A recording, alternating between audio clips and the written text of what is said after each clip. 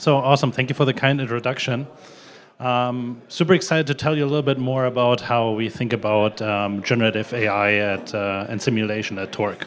So I came to Torque about a year ago with a merger of Algolux, and Algolux was a startup that I kicked off during my PhD with a focus on end-to-end imaging and perception. So at Torque, we're thinking this story a little bit further, and we're building autonomous trucks with Daimler Truck under the Freightliner brand in the US here.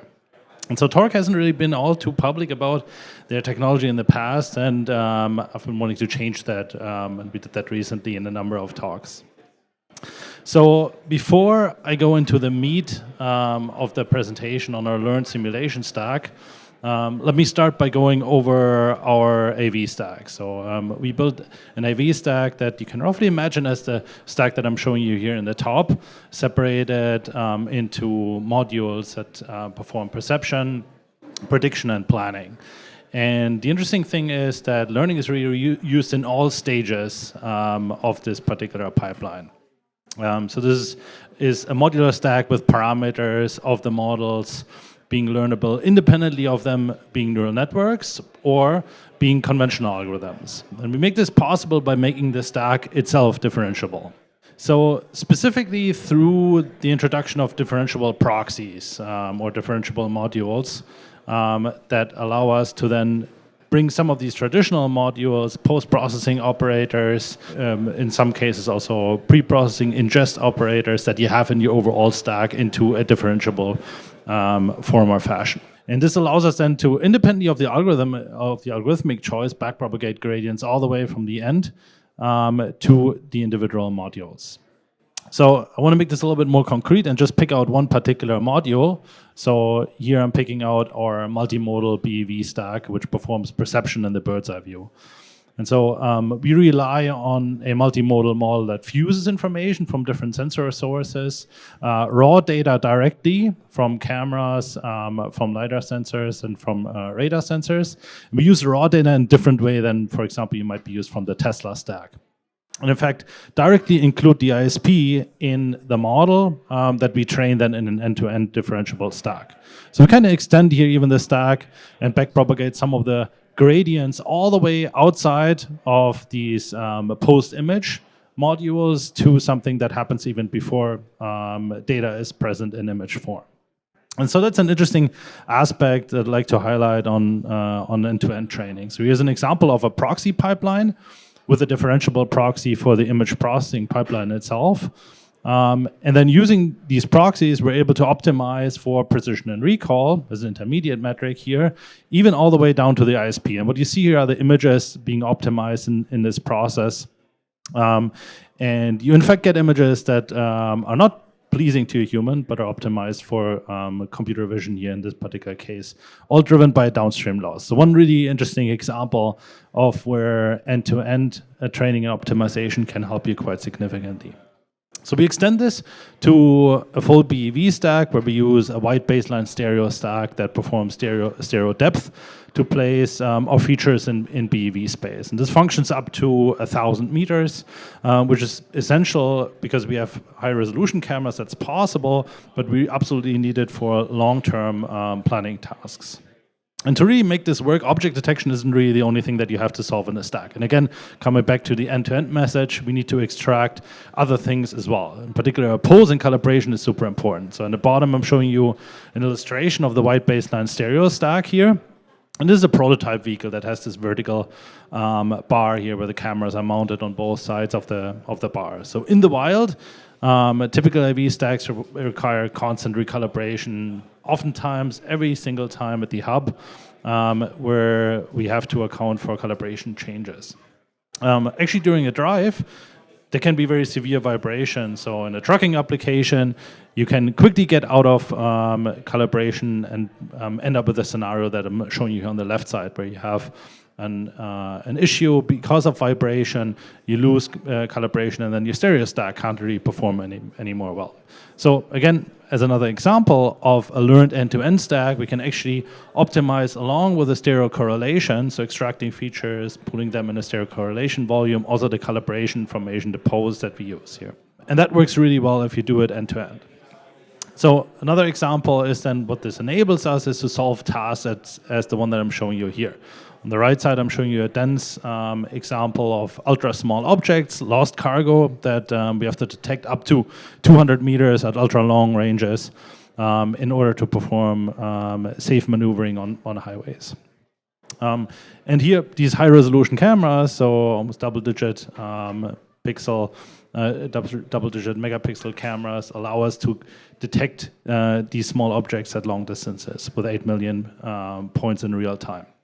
So in the prediction and planning stack, just to complete the stack, we also rely on a fully learned prediction and planning stack. And this is essential to allow us for plans that take ambiguity into account. So our learned planners run alongside the conventional analytic planners that form safety constraints.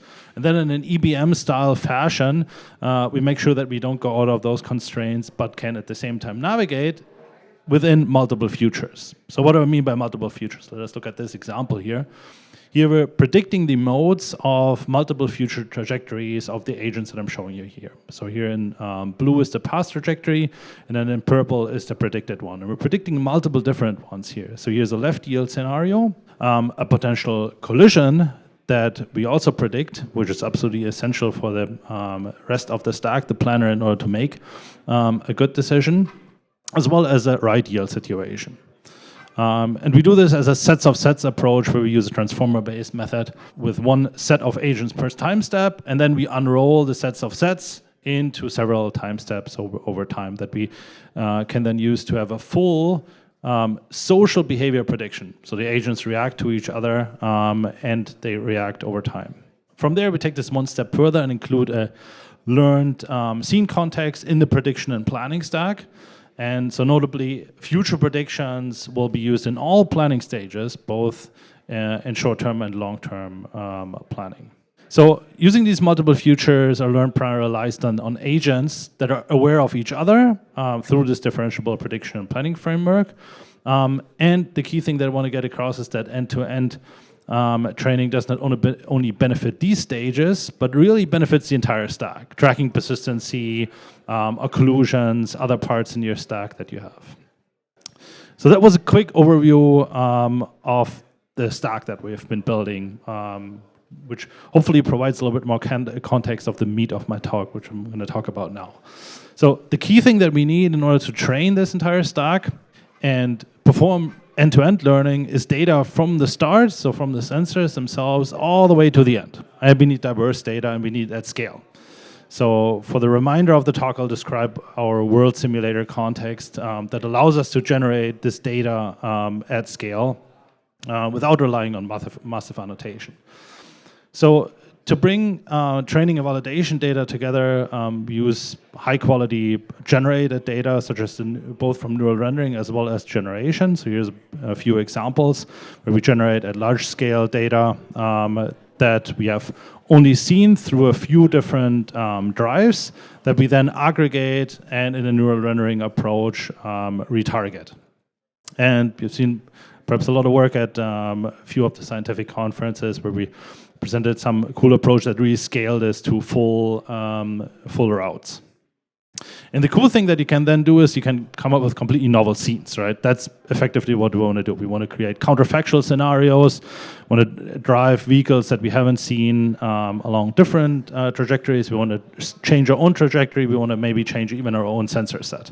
And this is all hinging on work in my lab. I'm leading an academic lab at Princeton as well, that we really brought to a very large scale at Torque here to make our stack work. The interesting thing is that if you mix that with layout conditioned models, such as the one that I'm showing you here, we can create completely new scenarios that are multi-view consistent and temporally consistent. I'm showing you here our own conditional model with some diverse scenes that we never capture, but used for training and validation in our stack. So then you get these pixel accurate annotations, of course, but you also get the temporally consistent outputs of the video models that we use for training and validation.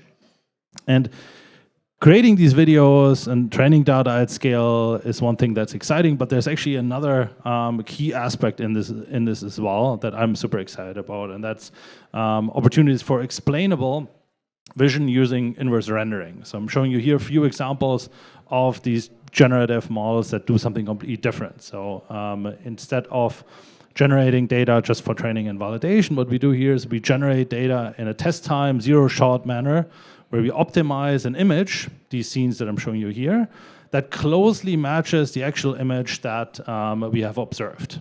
So we basically fit the scene, or imagine the scene that best fits the image that we actually observed. And it turns out that this approach of thinking about tracking here in this particular case generalizes ultra well. So in fact, all of the tracking results that I'm showing you here are done on data that the model has never seen. So these are completely unseen examples that the method has to deal with. And so just on a high level, the way how it works is that we look at this as a re-identification problem, where we solve tracking or matching as inverse rendering. So let's say we have two particular frames. We have detections for a given time step for, let's say, from an off-the-shelf 3D detector. Then given this set of detection, we generate pixel regions with your favorite generator, be that either a diffusion model or a different approach. Let's say even potential GANs work that we have tried out. You fit those, and then we train that generator on large synthetic data. So only rendering engine outputs. But then by simply just backpropagating the pixel loss all the way from the downstream losses, we're able to optimize in latent spaces because we trained a generator here to generate us pixel regions with shape latents and texture latents. And we're able to optimize. So this was all a lot of architecture overview. So if you have an input frame as such, and we get a really bad initial detection here. So these are overlaid detections with gamma-corrected image inputs that are not matching well with an average per class latent showing you here for the individual classes. Then if you only optimize the texture latents using a perception loss, this already works well because we use synthetic data, purely rendered data to train our model. Right? So this is one of the generalization benefits of this particular approach. So uniform texture matches, in fact, very well. Next, if we add pose, this does already better, and we can recover from pretty bad poses. And if we then finally add shape, this completes our optimization approach. And all done just simply by using backpropagation. And while this was an extremely bad example, if you have temporal data, you perform tracking over time, you can improve your latents, you can improve your poses, and you get much, much better performance. So that's, in the end, why this particular approach here worked well and did perform, as I'm showing you here, on completely unseen data super, super well. So train it on Waymo, test it on new scenes, for example, works super well as an ultra-effective prior. This concludes some of the perception data, how we think about generating perception data at scale. But I haven't really talked about behaviors. And behaviors is really the key thing for our AV stack. So to evaluate behaviors in an AV stack, typical simulation stack, if you go to applied, in the industry involve replaying logs, right, with slight modifications. So you start from an existing captured scenario and you modify this scenario by varying these replays slightly to generate more diverse scenarios. But they're generally not closed loop, and it's challenging to generate diverse scenarios from offline data. So completely counterfactual scenarios, for example, a crash or an adversarial behavior that an actor might do is something that you don't oftentimes see. And our approach to tackle this problem at scale is offline RL. So this is something that we very recently found works extremely well and allows us to tackle this problem at ultra large scales. So we focus specifically on controlling agents, so to alter a real driving behavior into a wide range of different agent behaviors, including both bad and good driving behavior. So let me illustrate that a little bit. So let's say if you have this nominal behavior that I'm showing you here on the right side, a lane change, where the blue is the agent that we control and the pink is our AV planner, where here the blue agent was just simply following the traffic flow. So this is what we observed in our data set. Then what we can do is we can generate an adversarial behavior and actually have this agent speed up.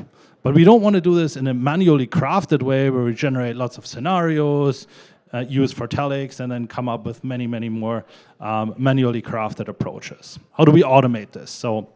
And that's where return condition reinforcement learning really solves a big gap for us. If we combine it with what we call exponential tilting. So let's consider this traffic scenario that I'm illustrating here on the right side, just two vehicles passing each other. And then if we can implement certain levels of control, so vehicle-to-vehicle tilting, which is one approach where we optimize or tilt the distance of the two vehicles to each other, the vehicles that we want to control, and we will later see that we control whatever vehicles we want. Vehicle-to-edge tilting, so we can control the distance of the vehicle to the edge of the map, the road edge, and we can control the goals, so we can make our vehicles not reflect their goal-finding behavior anymore. And so in order to make this work, the first step is to come up with a good data set. So we use our own data as well as other data and pipe this through a physics-grounded engine, because this is perception output data. So we don't necessarily know if it's consistent with the underlying driving physics. And then given this data set, we are modeling this thing here. So we're modeling basically a factorization of the joint distribution of multi-agent scenes. We model states, actions, and factorized returns. With this particular factorization, which has the future state prediction, return policy, and return prediction. And that's going to be important in order to tilt it and modify the behavior. And then at test time, we can simply tilt the sampling of the individual return components for the specific desired behavior. So for these individual three knobs that I showed you at the very beginning. And this then makes our return condition policy conditioned on the tilted value to generate a controllable scenario. Model functions as follow. So we have an initial scene encoding using a transformer encoder that performs cross-attention between the individual agents that we have of the map of our data set and the map itself. Then during training, decoding starts by embedding each of such agent states, actions, and returns at every time step. And then this is kind of similar to a traditional language modeling embedding layer. And then for every agent at every time step, we then auto-regressively decode the agent's return component following the next action it should take. And this requires a really complicated temporal masking strategy that really makes all of this work. So we make sure that the agent only looks at its own states when generating its future states and doesn't have privileged information such as the other agent states or most likely actions. Works. Then at inference time, we auto-regressively decode with the states of all agents given. And then the state predicts the return to go, and the return to go predicts the action, and the action predicts the next states. And we can just tilt the goal with this exponential tilting approach, and can sort of think of this as modifying the goal behavior then according to our factorization that we came up with in the first place. Here's a few examples that show you some of this qualitatively for multi-agent behaviors. So let's say if I'm having a tilted scenario in the top middle, so there was no tilting. Now, here's a negative tilting example where I'm showing you a crash scenario, and on the right side is a yield scenario where I very conservatively yield with my adversarial or other vehicle that I'm looking at.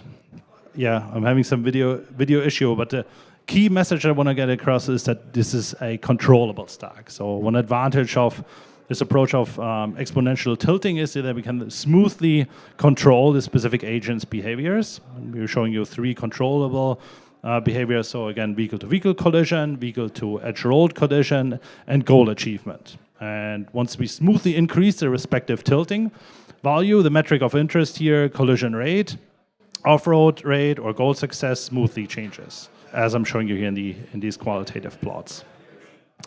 So yeah, having a video issue here, so I'll not be able to play those. Oh, this one here plays. So this is a lane change scenario. That's an interesting one, where the nominal scenario was not a change at all.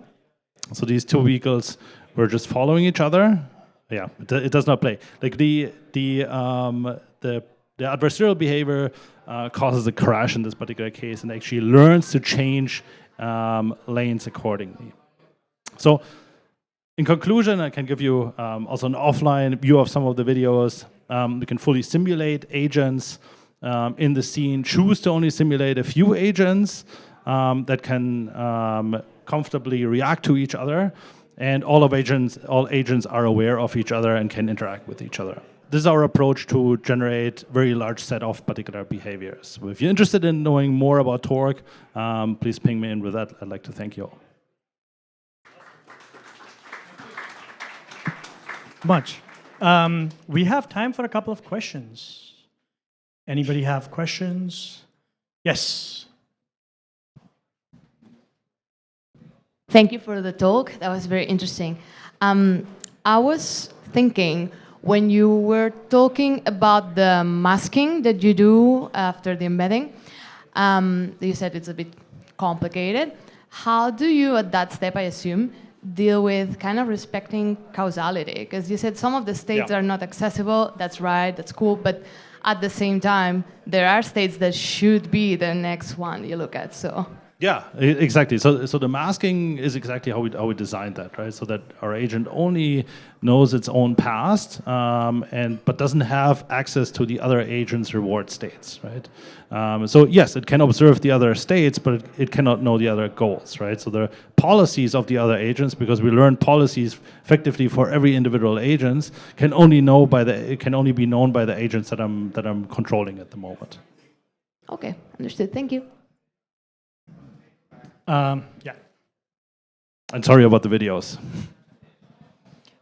In terms of the figuring out which scenarios to simulate, are you doing just like a naive simulation where you just generate a bunch of situations and you're like, okay, let's just try it out on all of these? Or do you have a stack rank where you prioritize, these are the scenarios where we've seen some edge cases or where we think the consequence could be like more deadly than others? Yeah, it's a really great question. So a lot of this is motivated really by the availability of data. So we simply don't have many crash scenarios. Even if you buy all of the truck crash scenarios on our pilot roads, it's just 100 crashes from Dallas to Laredo, right? So you can't train a model here. So that's the scarcity of the data that we have to deal with, right? So, but going one step further, so we actually train our model then on the data that we generate, test it again, right, and generate additional examples, additional adversarials that are as adversarial to our own planner. So this is a cool thing. You can actually use this also as a planner that's very aggressive, for example, and can be tilted towards positive and negative behavior. Thanks so much for the talk, Jeremy Welland. I had a question around my past. I've been in human safety and looking at data there. I'm wondering if you talk to actual drivers that give you batshit crazy examples, because it's such a low set of actual crashes and deaths, but probably a greater set of near misses. So do you learn from that at all? Yeah, so we actually, it's a really great question. So we actually look at these crash reports, right, which are police reports where folks hypothesize we don't have any tracks, no additional information other than an hypothesis what may have caused the crash. And there's very interesting scenarios, right, including a lot of lost cargo scenarios. So we have a lot of lost cargo scenarios, and we have observed only a few. For example, a pipe could hit a truck and potentially, if things got worse, pierce even the fuel reservoir, right? So things like that can happen, and you have to account for them, right? Yeah. But what we really have an issue with in terms of data availability are the long tail scenarios, the crash scenarios, the aggressive actors, the adversarial actors that follow and tailgate. So there's just not a lot of data. And so that's why we need a scalable approach that doesn't require on scenarios, because scenarios also will not scale for us.